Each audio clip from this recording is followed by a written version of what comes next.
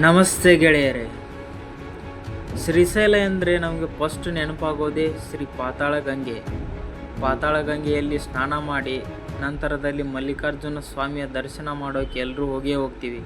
ಅದ್ರ ಬಗ್ಗೆ ಇತಿಹಾಸ ಏನಾದರೂ ಗೊತ್ತಾ? ಈ ವಿಡಿಯೋನಲ್ಲಿ ಎಲ್ಲ ಹೇಳ್ತೀನಿ. ಫಾಲೋ ಮಾಡಿ, ಲೈಕ್ ಮಾಡಿ.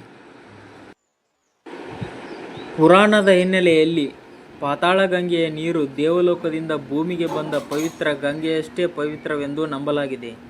ಇಲ್ಲಿ ಸ್ನಾನ ಮಾಡಿದರೆ ಭಕ್ತರ ಪಾಪಗಳು ನಿವಾರಣೆಯಾಗುತ್ತವೆ ಎಂದು ತಿಳಿಯಲಾಗಿದೆ.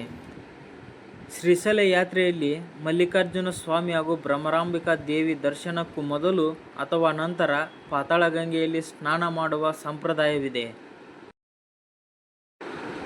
ಈ ಪಾತಾಳ ಗಂಗೆಯ ವಿಶೇಷತೆ ಏನೆಂದರೆ, ಪಾತಾಳ ಗಂಗೆಯನ್ನು ನಾವು ತಲುಪಲು ಇಲ್ಲಿರುವ ಅನೇಕ ನೂರಾರು ಮೆಟ್ಟಿಲುಗಳನ್ನು ಇಳಿದು ಹರಸಾಹಸ ಮಾಡಿ ಪಾತಾಳ ಗಂಗೆಯನ್ನು ತಲುಪಬೇಕಾಗಿದೆ. ಈಗ ಜನರಿಗೆ ಅತ್ಯಂತ ಸುಲಭವಾಗಿ ತಲುಪಲು ರೋಪ್ವೇ ಸೌಲಭ್ಯವನ್ನು ಒದಗಿಸಲಾಗಿದೆ ಮತ್ತು ಇಲ್ಲಿ ಕೃಷ್ಣಾ ನದಿಯ ಸುಂದರ ವಿಹಂಗಮ ನೋಟವನ್ನು ಭಕ್ತರು ಕಾಣಸಿಗಬಹುದು.